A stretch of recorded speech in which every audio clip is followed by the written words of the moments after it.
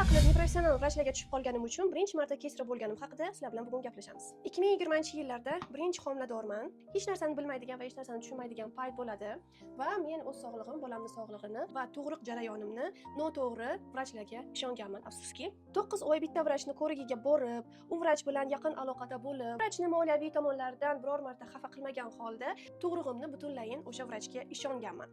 Mana 9 oy o'tdi va dard kelishni boshladi va dard kelgan kechasi ertalabgacha dardni pishirish maqsadida uyda o'tirdik. Lekin tug'ruqxonaga borgandan keyin noshba ukol qilib qaytib uyga jo'natishdi. Uyga kelgandan keyin dardlarim butunlayin tugadi va men chuqur uyquga ketdim kechgacha.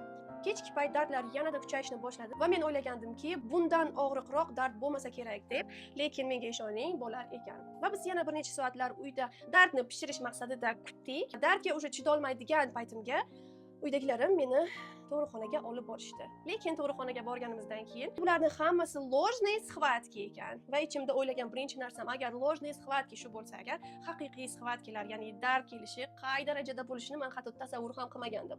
Lekin shu safar meni uyga jo'natmasdan bolnitsada olib qolishdi va men oldimga oyimni ham kiritishga ko'ndirdim. Meni tug'diradigan vrach ertalab kelishlari kerak edi va men ertalabgacha qandaydir chidab berishim kerak edi. Chidab beraman, chunki boshqa ilojim ham yo'q. Mana ertalab bo'ldi, vrachim sabrandan chiqib meni oldimga keldilar va meni tekshirdilar. Va u kishi aytgan gap 2 sutkada 2 palets ochilgan. Lekin dard juda ham kuchli.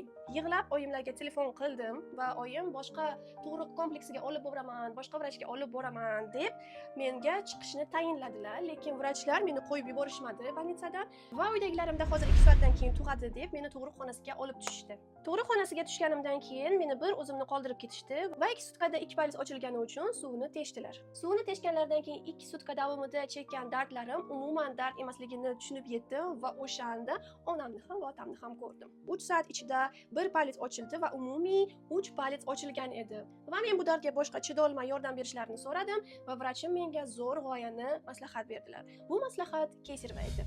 Albatta bunaqa kuchli dard chekayotgan ayol baloga ham rozi bo'lgandek, men ham kesirvaga rozi bo'lganman.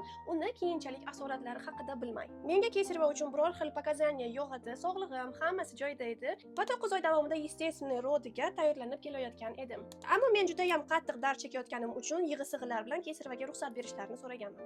Niyatim amalga oshib, meni operatsion xonasiga olib bordilar va долгожданный epiduralkani menga yubordilar va o'sha payti men jannatga uchgandek bo'ldim. Barcha dardlarim bir fasda yo'qolib ketdi va men chuqur uyquga ketdim.